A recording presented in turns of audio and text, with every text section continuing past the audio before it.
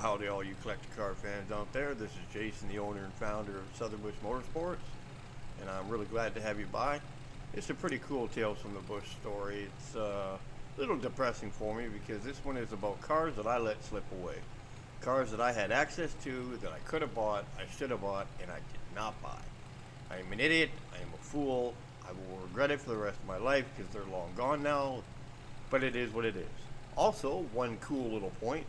A lot of you had commented, and some comments are good, some comments you just keep to yourself. I don't care. But one of them was that people noticed that I didn't notice that when I was talking. I didn't realize that you could hear that popping, spitting sound. Did a little bit of research, found out that it was because I need that little kind of filter thing in front of the microphone. So my girl was kind enough to make one for me, so no more. And we're ready to go. This is a 1969 Yanko Camaro 427. It was a nut and bolt restoration that was ridiculously overdone, and I wish I would have bought it. Here is a Shelby. I had access to this car. I should have bought this damn car. It was cheap. It was real. It was unrestored. That is an unrestored Shelby. I kid you not. And no matter how beautiful you think it is, how much it's got to be some BS, that was an unrestored car. And I had access to it. I should have bought the damn thing, and I just... Ugh. But there's nothing I can do about that now. I just let you guys enjoy this. So, all the cars that you're going to be seeing here are cars that I either had access to because people had asked me to sell it for them, or I had access to because I had actually taken pictures of these cars. These are not cars that I found on eBay and collected pictures and this stuff. These were cars that were... people had contacted me, wanted to get them sold, or 446 pack Roadrunner, or just cars that I had been approached on that people wanted to sell me. Whatever the situation is, these were cars that I was somehow involved with. But you got to have millions and millions of dollars to buy all these cars. Look at this GT500.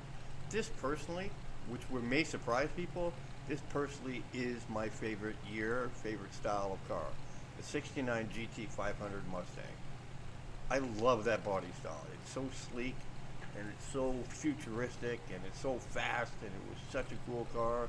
And believe it or not, ladies and gentlemen, that is an unrestored GT500. If I had the closer pictures of it, you can see that tail panel. It's chipped and faded and all that other stuff. The bumper's not shiny. It's got chips and fades in it. The car was not perfect at all, but it was unrestored. Look at that GT convertible. Not really big on the GT convertibles, but that thing was beautiful. I don't remember if it was restored or unrestored. And I love that color in the Shelbys. That green, I think it was foam green or mist green. Oh, I love that car on those Shelbys. I think that was a GT500 right there. Again, I had access to buying this car. I made the mistake of buying 50 cars and sticking them into a building and restoring them, and the building caught on fire, and oh my god, it was such a long story, but it would have been the coolest finds ever. Look at that manual shift car too. Well, I don't think that's the interior of that car for the blue one, but they all kind of look similar when they're manual shift like that. Look at that engine. That just says, go ahead, try to race me, I'm going to smoke your butt, So, oddly enough, what most people wouldn't get is that the cars that I like are actually the oddball cars that nobody wants. Obviously not these Shelbys, but, the Darts, Demons, Dusters, Falcons, stuff like that, the GMC, Javelins, I love those Javelins. Just the weird offset cars that a lot of people wouldn't want. That's kind of the stuff that I like. But, these are the ones that not only just money-wise for flipping or making a profit, but cars that I would have liked to have kept.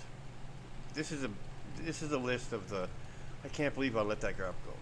That's what, so, I cry a river all I want, but this is what this whole Tales from the Bush is all about, is cars that I wish I would have never let go or slipped through my fingers because they were just dream cars of mine that I wish I would have owned.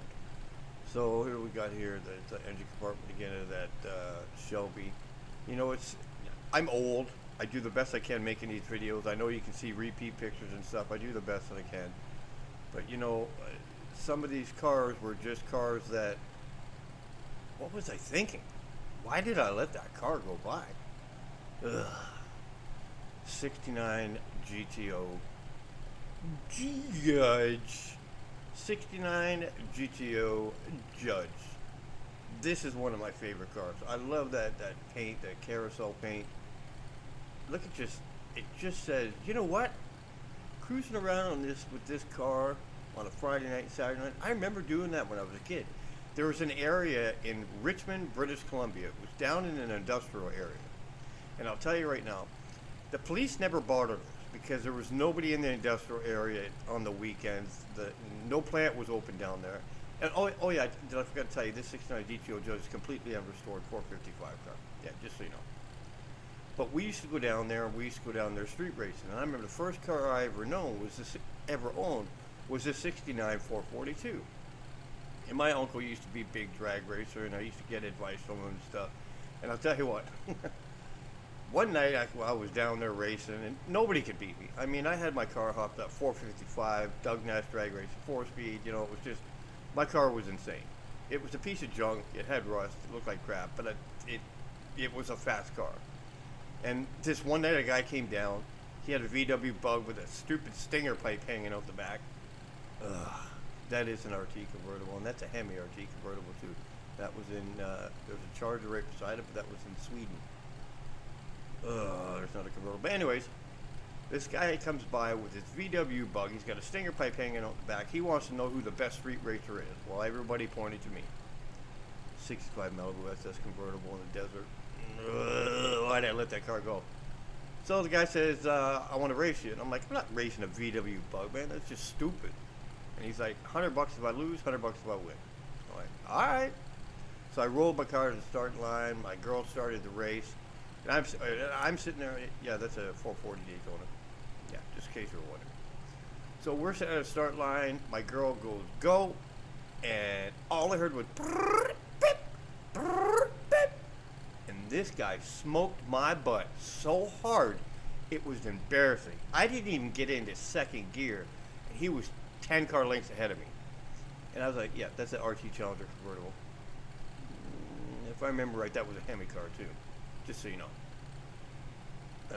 Yeah, these are all pictures you've never seen before. These are insane cars that I just freaking stupid that I let them go. So anyways, when I got to the end of the street, I started flipping on the guy. You're running ether. I know you're running ether. There's no way that a VW Bug smoked me. And I told my mechanic, I said, pop his hood. The guy's like, well, hold on now. Fair is fair. And I said, yeah, give me the $100, man. You wasted all my gas. You know how expensive gas is when you put alcohol mixed in with it? And I can't remember what I was doing. That's another 65 Malibu convertible sitting out there. Yeah. Stupid that I let these cars go. And I left that car there. Anyways, so this guy popped his hood, and I'm like, is that a twin-turbo Porsche 944 motor? And he goes, yep. I'm like, you can't do that. He goes, my dad and I bolted that 944 twin-turbo motor in there in this VW Bug in a weekend. And he smoked me, and I'll never forget that. You know, I wish I would have kept some of these cars, and I would have got some of these cars, and we all got these regrets. Yeah, that's a Hemi GTX right there. Just in case you were wondering, that really is a Hemi GTX. And I had access to that car. I should have bought that freaking car. And I went, there's a 440 Shaker Hood Cuda.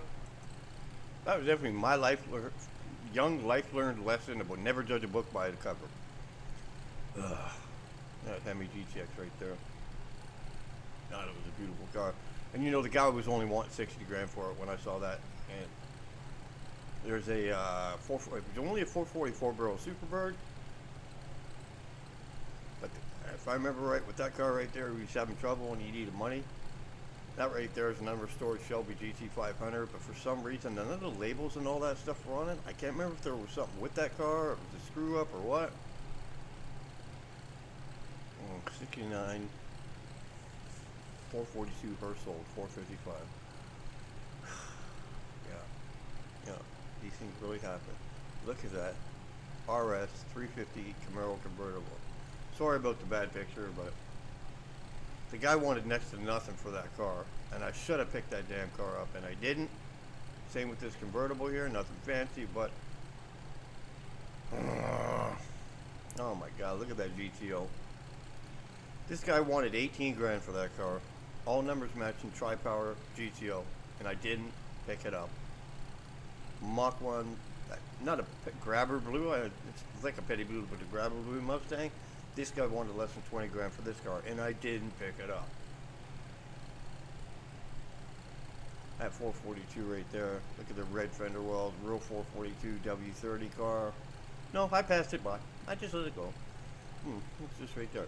Oh, I'll tell you what that is there. That's an unrestored 69 426 Hemi Roadrunner. Now, let it slip through my fingers. Cry me a river, whatever you want. That GTO right there, you know, I'm not too upset I let that one slip through, but it was a freaking nice car. And then you got this, 6-pack Superbird. I could have got that car for less than 100 grand. I let it slip through my fingers. Well, thanks for coming by and checking another Tales from the Bush. And don't forget to like and subscribe, and anything you can do on Patreon, that'd be great. And we'll see you again soon.